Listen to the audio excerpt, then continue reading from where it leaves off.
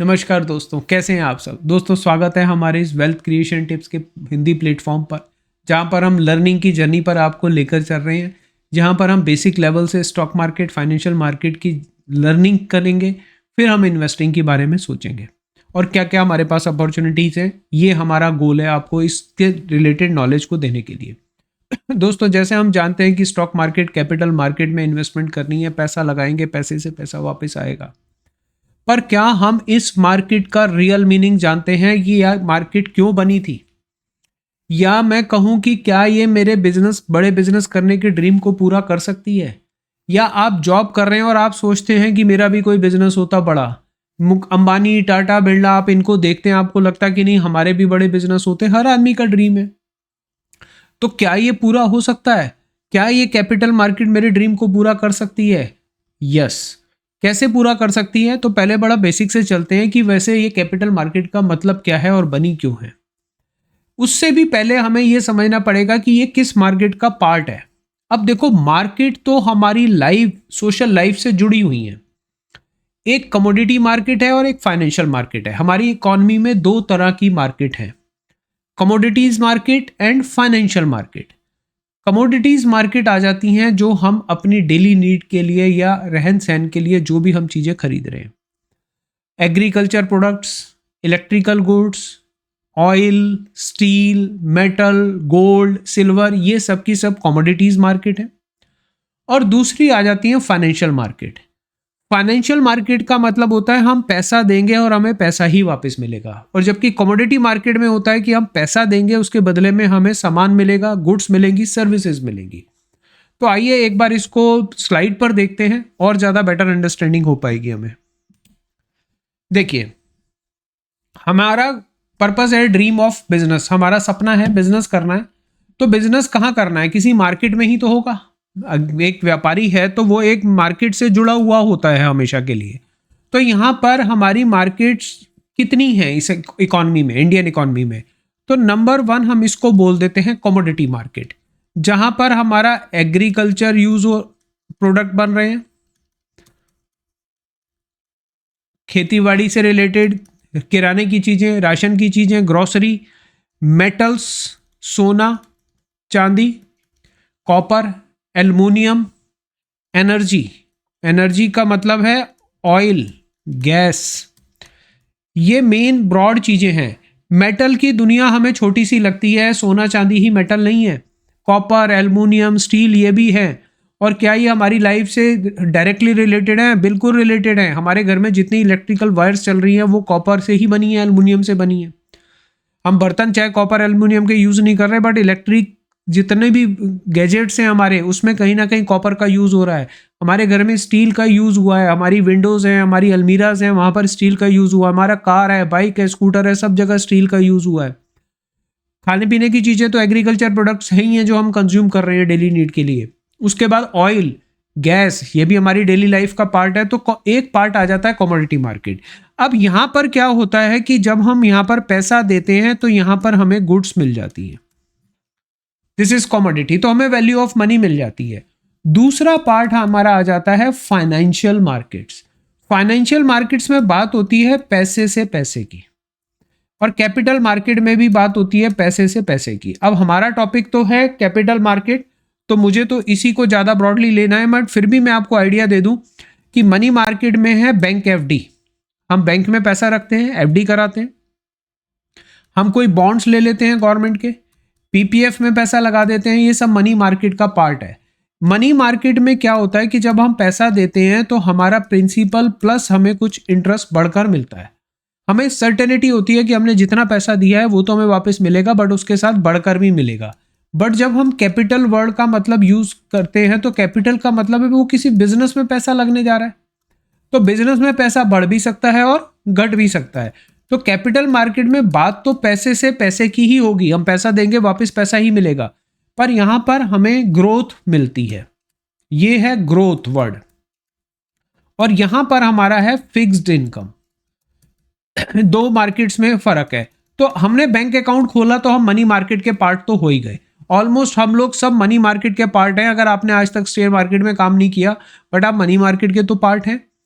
दूसरा capital market में जब हम आएंगे तो यहां पर बात होगी बिजनेस की, व्यापार की, क्योंकि पैसा कहां पर लग रहा है, किसी बिजनेस में, जिसके दो पार्ट होते हैं, प्राइमरी और सेकेंडरी। इस पर मैं बाद में आऊंगा, पहले हम कैपिटल वर्ड का मतलब समझें। कैपिटल वर्ड आप सब जानते हैं कि ये किसी व्यापारी के पास होती है, व्यापारी के व्यापार के टर्म में यूज होगी। एक अगर छोटा सा कोई स्ट्रीट वेंडर है, हॉकर है, छोटी शॉप वाला है, बड़ी शॉप वाला है, फैक्ट्री वाला है, मॉल वाला है, कोई भी है, वो पर्सन पहले कैपिटल इन्वेस्ट कर रहा है बिजनेस में। उस बिजनेस से प्रॉफिट आएगा या लॉस आएगा वो उसकी अर्निंग है, पर पहले तो आपको कैपिटल चाहिए। और कैपिटल मार्केट में क्या डील हो रहा है, कैपिटल डील हो रही है। ये क्या मतलब है, कैपिटल डील हो रही है, इसका क्या मतलब है, मींस कैपिटल एक्सचेंज हो रही है। कैपिटल मार्केट क्या करती है, यहां पर एक पर्सन पैसा दे रहा है और एक पर्सन पैसा लेने आ रहा है। ये यूजर है और ये सेवर है। हम लोग, हमारे पास पैसा सरप्लस है तो हम एनएससी, बीएससी या पब्लिक इशू में पैसा लगाते, तो हम सरप्लस मनी यहां पर लगा रहे हैं और वो पैसा जा किसके पास रहा है, यूजर, जो कौन है, एक कंपनी। अब कंपनी क्या है, मतलब कैपिटल मार्केट में बात तो हो रही है कंपनियों की, तो हमने कंपनी वर्ड को कितना समझा। आप मेरी इस वीडियो का मतलब समझना कि मैं अगर कंपनी की बात कर रहा हूं तो कंपनी वर्ड का भी मीनिंग हमें एग्जैक्ट पता होना चाहिए।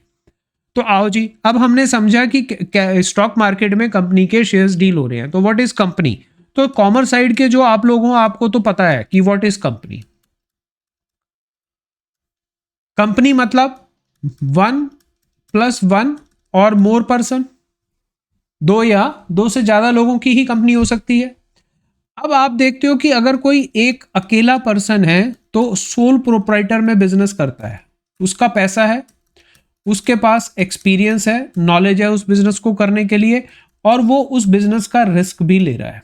तो आप जितने भी शॉपकीपर या हमारे छोटी छोटी बिजनेसमैन है वो सब सोल प्रोप्राइटर मिलते हैं मोस्टली। अब जब एक आदमी से काम नहीं हो पाता तो वो क्या कर लेता है, पार्टनरशिप। अब हम पार्टनरशिप कब करते हैं, जब हमारे पास पैसा कम है या हमारे पास एक्सपीरियंस कम है, तो हम किसी दूसरे पर्सन को कॉल करते हैं कि ज्वाइन विद मी, हम अकेले काम नहीं कर सकते। बट पार्टनरशिप और सोल प्रोप्राइटर मोस्टली ये अनरजिस्टर्ड एंटिटीज होती हैं, और पार्टनरशिप में आप जानते हैं कि डिस्प्यूट होते हैं, कहते हैं पार्टनरशिप नहीं करनी चाहिए, बड़े बुजुर्ग हमारे बोलते आ रहे हैं। तो पार्टनरशिप में क्यों डिस्प्यूट होते हैं, क्योंकि लीगल टर्म्स नहीं होती उसमें, ह्यूमन माइंड आ जाता है, ह्यूमन अंडरस्टैंडिंग नहीं हो पाती, कोई लॉ प्रॉपर रेगुलेट नहीं कर रहा होता। और पार्टनरशिप में भी मैक्सिमम लिमिट 50 होती है, पहले ये 20 थी, अब मान के चलो 50 है। हमारा लॉ, कंपनी लॉ कहता है कि कोई भी 50 लोगों से ज्यादा से मिलकर कोई भी यूनियन, एसोसिएशन अगर बिजनेस कर रही है तो वो इलीगल है। हाँ, सोसाइटी हो सकती है, ट्रस्ट हो सकता है, जिनका पर्पस चैरिटेबल है, वो 50 से ज्यादा हो सकते हैं। बट अगर आप कोई कमर्शियल एक्टिविटी 50 लोगों से ज्यादा मिलकर कर रहे हो तो you have to be registered with the company act. आपको कंपनी लॉ के अंडर कंपनी एक्ट में आरओसी के पास रजिस्ट्रेशन करानी पड़ेगी, जबकि सोल प्रोप्राइटर और पार्टनरशिप की रजिस्ट्रेशन कंपलसरी नहीं होती। कोई इनको प्रॉपर लॉ रेगुलेट नहीं करता, इनके डिस्प्यूट हो जाए तो सिविल कोर्ट है, कोई प्रॉपर अथॉरिटी नहीं है। तो गवर्नमेंट ऑफ इंडिया कहती है कि जब आपका बड़ा बिजनेस हो जाएगा तो आपको कंपनी फॉर्म करनी चाहिए। अब ये कंपनी के लिए मिनिस्ट्री ऑफ कॉर्पोरेट अफेयर्स, मैं यहां बनाता हूं, देखो मिनिस्ट्री ऑफ कॉर्पोरेट अफेयर्स सुना है, सीतारमन जी जिसकी हेड है, उसके अंडर आते हैं registrar of companies, her state wise होते हैं, प्लस सेबी, आप सुनते हो स्टॉक मार्केट में सेबी का रोल भी आता है। वो कंपनियों को गवर्न करते हैं, कंपनी को रजिस्टर्ड करते हैं, और इन सब के लिए बना है कंपनीज एक्ट, पूरा लॉ बना हुआ है इसका कि कंपनियां कैसे चलेंगी, कंपनीज एक्ट 2013, और ये गवर्नमेंट के डिपार्टमेंट चला रहे हैं। अब गवर्नमेंट को क्यों जरूरत पड़ी भाई इतना बड़ा लॉ बनाने की, कंपनी लॉ के 470 सेक्शंस लाने की, आरओसी से भी बनाने के लिए, कैपिटल मार्केट बनानी, स्टॉक मार्केट बनानी, तो ऐसा गवर्नमेंट ने क्यों किया होगा। एक्चुअल में गवर्नमेंट को, गवर्नमेंट ऑफ इंडिया की इनकम क्या है, भारत सरकार किससे कमाती है, उसको टैक्स से कमाना है। दूसरा, गवर्नमेंट की ड्यूटी क्या है, एम्प्लॉयमेंट जनरेट करे। गवर्नमेंट इज डेमोक्रेसी में government is for the people, तो हमें वो एम्प्लॉयमेंट दे। एम्प्लॉयमेंट दे, साथ में हमारे को सिक्योरिटी प्रोवाइड करे, गुड्स प्रोवाइड करे, हमारे को रहने के लिए सामान प्रोवाइड करे, रोड ट्रांसपोर्ट प्रोवाइड करे। ये सारे काम गवर्नमेंट की ड्यूटी है। बट क्या गवर्नमेंट ये सारे काम कर सकती है? और हमारे नेता आप जानते हो कि कितने कैपेबल हैं कि वो ये सारे काम कर पाएंगे, बट करवाते हम उनके थ्रू ही हैं। तो गवर्नमेंट भी एक तरह से जब तक कमाएगी नहीं तो वो कैसे काम चलेगा? देखो, आपके घर में अगर आप जॉब में हो तो आपकी अर्निंग क्या है? सैलरी। और अगर आप बिजनेस में हो तो आपका बिजनेस क्या है? प्रॉफिट। बट आपको ये पैसा कब मिलेगा? इस सैलरी भी आपको कहां से मिल रही है? एक बिजनेसमैन से ही तो मिल रही है। हम जॉब करते हैं तो जॉब करने वाले को भी सैलरी कहां से मिल रही है? बिजनेसमैन से मिल रही है। अगर हम कहें जी हमारी तो गवर्नमेंट जॉब है, हमें तो कोई बिजनेसमैन नहीं देता, बट हमें तो सैलरी मिलती है, बट गवर्नमेंट जो सैलरी दे रही है, गवर्नमेंट कहां से ला रही है हमें पैसा देने के लिए? गवर्नमेंट को टैक्स कलेक्शन हो रही है। अब टैक्स कलेक्शन किससे हो रही है? बिजनेसमैन से ज्यादा हो रही है। बिजनेसमैन जीएसटी भी दे रहा है, इनकम टैक्स भी दे रहा है। तो बिजनेस किसी भी इकोनॉमी का एक पिलर है। एक हमारी अगर इकोनॉमी है तो इकोनॉमी किससे चल रही है? बिजनेस से। अब वो बिजनेस स्मॉल भी हो सकते हैं, मीडियम भी हो सकते हैं और लार्ज भी हो सकते हैं। अब अगर आप कॉमर्स वाले हो तो इन टर्म्स को ज्यादा अच्छी तरह समझते हो, और अगर सुनी भी हुई है तो मैं रिक्वेस्ट करूंगा ध्यान से सुनो, आपको कुछ ना कुछ नया सीखने को जरूर मिलेगा। देखो, किसी भी देश की इकोनॉमी को चलाने के लिए, जैसे हमारे घर की इकोनॉमी को चलाने के लिए इनकम चाहिए, तो किसी भी देश को चलाने के लिए भी तो इनकम चाहिए। अब वो इनकम पैसा किससे आएगा? व्यापार करने से आएगा। व्यापार छोटे लेवल पर भी हो रहा है, बड़े पर भी हो रहा है, लार्ज पर भी हो रहा है। अब टैक्स कौन दे रहा है? भारत सरकार को। गवर्नमेंट जो इकोनॉमी को चला रही है, तो टैक्स कौन दे रहा है? क्या स्मॉल बिजनेसमैन दे रहा है, मीडियम बिजनेसमैन दे रहा है, या लार्ज बिजनेसमैन दे रहा है? सबसे ज्यादा टैक्स कौन दे रहा है? लार्ज बिजनेसमैन दे रहा है। अब बड़ा बिजनेस होगा तो छोटा आदमी तो नहीं कर सकता। अब बड़े बिजनेस को करने के लिए क्या चाहिए? ज्यादा कैपिटल चाहिए। स्मॉल बिजनेसमैन तो टैक्स देता ही नहीं, उसको वैसे ही इतनी रिलैक्सेशन मिली होती है। मीडियम बिजनेसमैन भी नहीं दे रहा। एक्चुअल में कंट्री तो चल रही है बिग टैक्स पेयर से। और ये बिजनेस जब चढ़ेगा तो इससे क्या जनरेट होगी? एम्प्लॉयमेंट जनरेट होगी। अब छोटे बिजनेसमैन के पास भी एम्प्लॉयमेंट जनरेट हो रही है और बड़े बिजनेसमैन के साथ भी हो रही है। तो ये कंपनियां हमारी बहुत बड़ी पिलर हो जाती हैं। कंपनियां क्या होती हैं? आप देखो, जब हम कंपनी की बात करते हैं तो कंपनी दो तरह की है। एक प्राइवेट कंपनी जिसमें 2 से 200 पर्सन होते हैं, और एक पब्लिक कंपनी जिसमें मिनिमम 7 से लेकर नो लिमिट कितने भी लोग हो सकते हैं। तो गवर्नमेंट ने कहा कि अगर आपको बड़ा लार्ज स्केल बिजनेस करना है तो आप पब्लिक कंपनी बनाइए, 7 से 200 लोग, और प्राइवेट कंपनी है तो 200 तक रहेंगे। 200 से ज्यादा करना है तो आपको पब्लिक लिमिटेड में कन्वर्ट होना पड़ेगा या पब्लिक लिमिटेड बनानी पड़ेगी। जैसे हल्दीराम प्राइवेट लिमिटेड है, या जितनी भी बड़ी बड़ी कंपनियां हैं, पहले ये प्राइवेट लिमिटेड ही थी, बाद में ये कन्वर्ट होकर पब्लिक लिमिटेड हो गई। तो हमने प्राइवेट लिमिटेड बनाई तो 200 तक हम अपना ही काम करेंगे, और पब्लिक लिमिटेड बनाई तो हमारे पास कोई लिमिट नहीं है। अब गवर्नमेंट कहती है कि कंपनी का मतलब large scale activity. Large scale business से फायदा क्या होगा? इससे एम्प्लॉयमेंट जनरेट होगी, प्लस गुड्स बनेगी, प्लस टैक्स आएगा। 3 चीजें आ रही हैं हमारे पास। अब आप बताओ, क्या कंपनियों का हमारे घर में कोई रोल है? हमें जरूरत है कंपनी के बनाए हुए प्रोडक्ट की। अगर आप सुबह उठते हैं, सुबह से लेकर रात तक एक दिन एक लिस्ट बनाना कि आपने कितने चीजें अपनी उस दिन में यूज की जीने के लिए, वो खुद बनाई थी या किसी ने बनाई थी? मेजोरिटी ऑफ किसी और ने बनाई होंगी। अब वो छोटे बिजनेसमैन ने बनाई थी या बड़े बिजनेसमैन ने बनाई थी? लाइक हम सुबह उठे, हमने ब्रश किया, पेस्ट किया, कोई छोटा बिजनेसमैन नहीं बना रहा है। सोप, शैम्पू नहाने में इस्तेमाल हुए, ये भी बड़े लार्ज स्केल पर एक्टिविटी बड़ी कंपनियां कर रही हैं। उसके बाद हम तैयार हुए, हमने कपड़े पहने, हमने अपने मोबाइल अपने पास रखे, हमने घर में हमारे electronic gadgets, microwave, oven, fridge, TV, ये बाइक, स्कूटर, कार, जितनी चीजें हम यूज कर रहे हैं, these are manufactured by big companies. और बिग कंपनी मीन्स बड़ा बिजनेस जिसके लिए हजारों लाखों करोड़ के पैसे की जरूरत पड़ती है। तो वो पैसा उस बिजनेस को पूरा कैसे होगा, वो पैसा कहां से आए? अब जो कंपनी होती है, कंपनी का एक प्रमोटर होता है, आपको मालूम है प्रमोटर। प्रमोटर जिसके पास आइडिया होता है। आइडिया किस चीज का? एक बिजनेस का, कि मेरे को बिजनेस करने का आइडिया है, प्लस एक्सपीरियंस है, नॉलेज है, प्लस पैसा कम है, पूरा नहीं है मेरे पास। तो इस प्रमोटर को बोला जाता है कि आप दूसरों को इनवाइट कर लो। इनवाइट किसको कर लो? अदर्स। या तो आप पार्टनरशिप फर्म बना लो। पार्टनरशिप में तो अब लिमिट है कि 50 से ज्यादा नहीं हो सकते, उसके बाद रजिस्टर्ड एंटिटी नहीं है। तो आपको अगर ज्यादा लोगों से पैसा लेना है तो आपको कंपनी एक्ट में आकर एक कंपनी रजिस्टर्ड करानी पड़ेगी, जिसमें आप भी होगे और बाकी लोगों के भी नाम आएंगे और भारत सरकार उसको रखेगी। अब मैं आपको एक एग्जांपल दे देता हूं, सारा क्लियर हो जाएगा उससे। आप रिलायंस का एग्जांपल सब बहुत अच्छी तरह से समझ जाओगे आप। What is Reliance? रिलायंस के फाउंडर थे धीरू भाई अंबानी। ये आप सब नाम जानते हैं।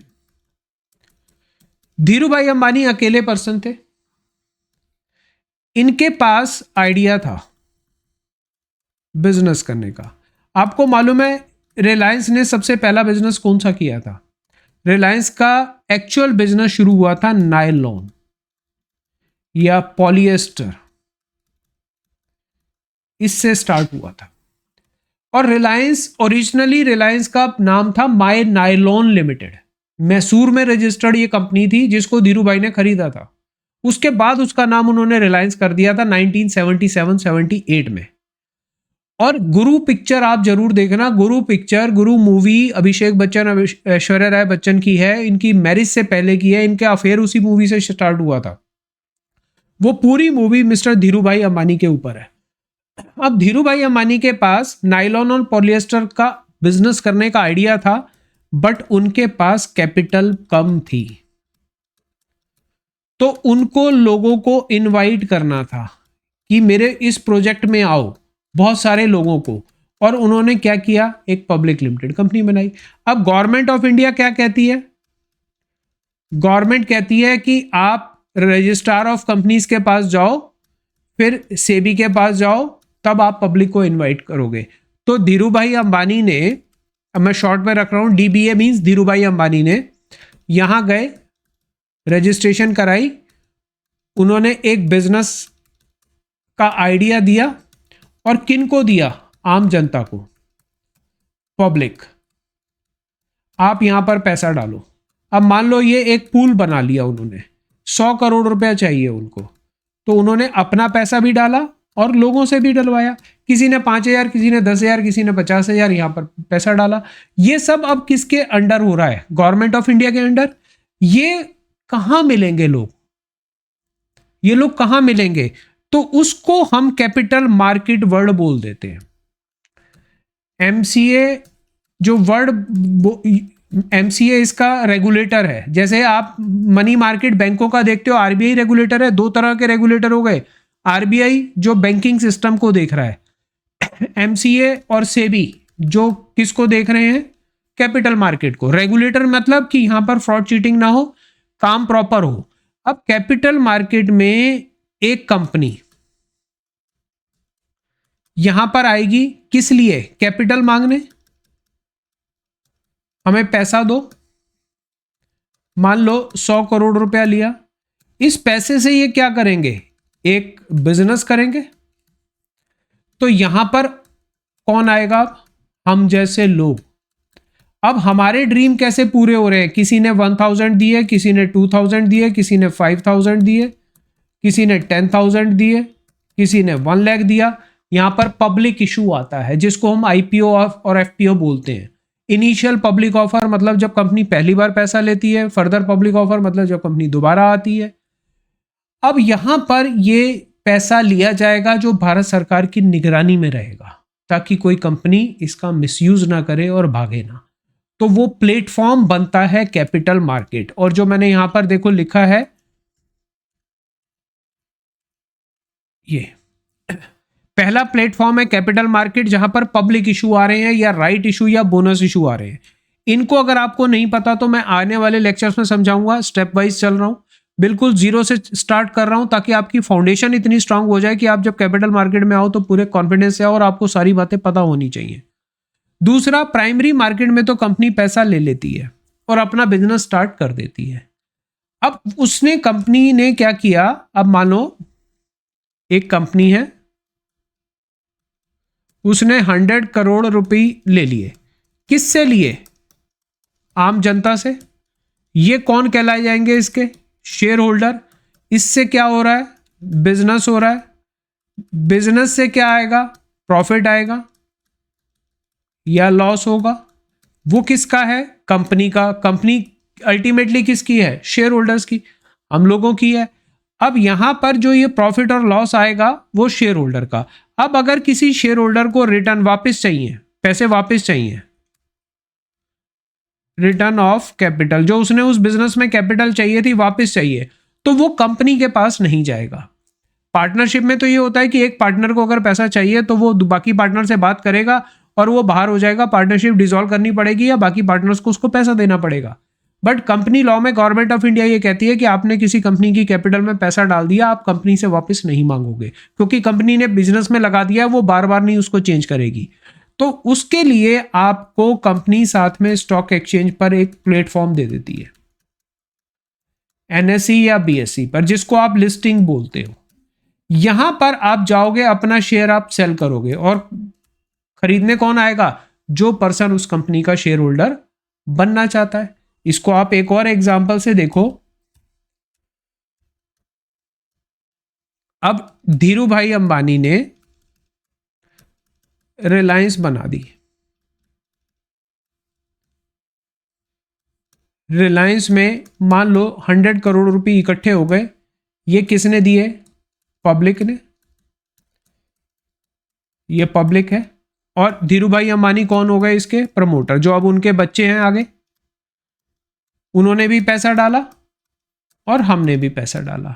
इससे क्या हो रहा है? बिजनेस।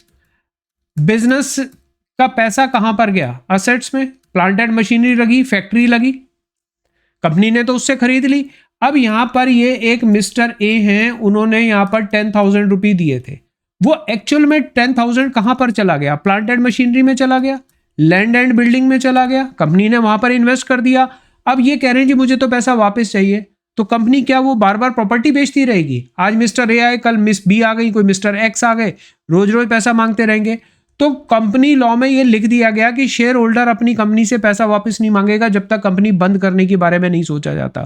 तब तक अगर इसको सेल करना है अपना शेयर, तो वो कहां जाएगा? एनएसई या बीएसई पर। वो अपना हिस्सा वहां पर बेचेगा और खरीदने कौन आएगा? हम अगर आज रिलायंस के शेयर होल्डर बनना चाहते हैं तो रिलायंस तो अपना बिजनेस कर रही है, तो वो खरीदने हमें स्टॉक एक्सचेंज जाना पड़ेगा, हम रिलायंस के पास नहीं जाएंगे। जैसे हमें किसी का पार्टनरशिप में पार्टनरशिप करनी है, तो एक पार्टनरशिप फर्म चल रही है और हमें लग रहा है हम भी उसके पार्टनर हो जाएं, तो हमें उस पार्टनरशिप फर्म के पार्टनर से बात करनी पड़ेगी कि भैया मेरे को भी हिस्सेदार बना लो। वो एक प्राइवेट बिजनेस है। बट कंपनी के केस में क्या होगा कि हम कंपनी के पास नहीं जाएंगे, हम भी स्टॉक एक्सचेंज जाएंगे। अगर हम बायर हैं हम भी स्टॉक एक्सचेंज जाएंगे और जो सेलर है वो भी स्टॉक एक्सचेंज जाएगा। वो यहां पर एनएसई बीएसई पर डीलिंग करेगा। अब वो किस रेट पर डीलिंग होगी? जो हमारा आज का वैल्यू है, एक्सपेक्टेड वैल्यू, उसके बेस पर होगी। आप और एक एग्जांपल से समझना। मान लो एक फ्लैट है, एक हाउसिंग सोसाइटी है,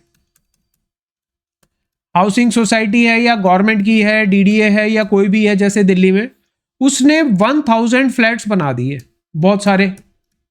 पहली बार फ्लैट्स अलॉट किए जाते हैं। वो फ्लैट्स किनको दिए जाते हैं? अलॉटी बोला जाते हैं वो। अब अलॉटी को वो फ्लैट बेचना हो तो क्या वो सोसाइटी के पास जाता है या बायर ढूंढता है? बायर ढूंढता है। अब मान लो यहां पर 2020 में ये फ्लैट अलॉट किए थे, ये मिस्टर ए हैं, इनको सेल करना है, पैसे की जरूरत आ गई, इन्होंने 1 करोड़ रुपए में लिया था। अब 2023 में इनको सेल करना है, तो ये हाउसिंग सोसाइटी के पास नहीं जाएंगे। इनको कौन चाहिए? एक बायर चाहिए जो ये फ्लैट लेना चाहता हो। डायरेक्ट डील करो। अब जब बायर फ्लैट लेगा और आप बेचोगे, तो आपने 2020 में फ्लैट लिया था, 2023 में बेच रहे हो, तो क्या सेम रेट पर दे दोगे? आज अगर उस जगह की वैल्यू बढ़ गई है तो आप ज्यादा में दोगे, कम हो गई है तो कम में दोगे। हाउसिंग सोसाइटी क्या करेगी? आप जिस रेट पर डील करोगे डजेंट मैटर, वो तो आपका नाम काट के नए का एंटर कर देगी। मान लो आपने 1 करोड़ का फ्लैट खरीदा था, 1.5 करोड़ का बेच दिया, 1.5 करोड़ का, तो आप दोनों में डील हो गई। अब बायर हाउसिंग सोसाइटी के पास जाएगा, जी मैंने इससे ये प्रूफ दे देगा मैंने ये खरीद ली है, जिसको रजिस्ट्री हम बोलते हैं, पावर टॉनी बोलते हैं। हाउसिंग सोसाइटी सेलर का नाम काट देगी और आपका नाम ऐड कर देगी, सेम लाइक शेयर होल्डर। अब शेयर होल्डर रिलायंस में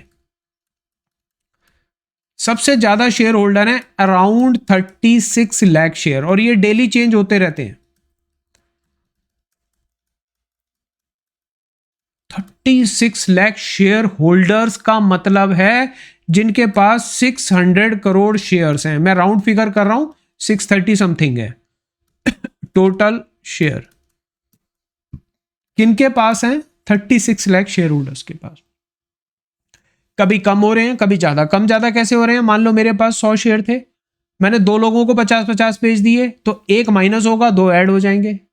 समझे बात? अगर मान लो मेरे पास 5, मेरे घर में मेरे और मेरी वाइफ के नाम 100 शेयर थे, मैंने एक ही आदमी को 200 शेयर बेच दिए, तो 2 माइनस होंगे, 1 प्लस हो जाएगा। तो ये फिगर कभी फिक्स नहीं रहती, अप डाउन होता रहता है। और वो सब डीलिंग कहां पर हो रही है? एनएससी पर और बीएससी पर। तो दोस्तों ये है हमारी कैपिटल मार्केट, और कैपिटल मार्केट हमें अपॉर्चुनिटी दे रही है to be a part of a company.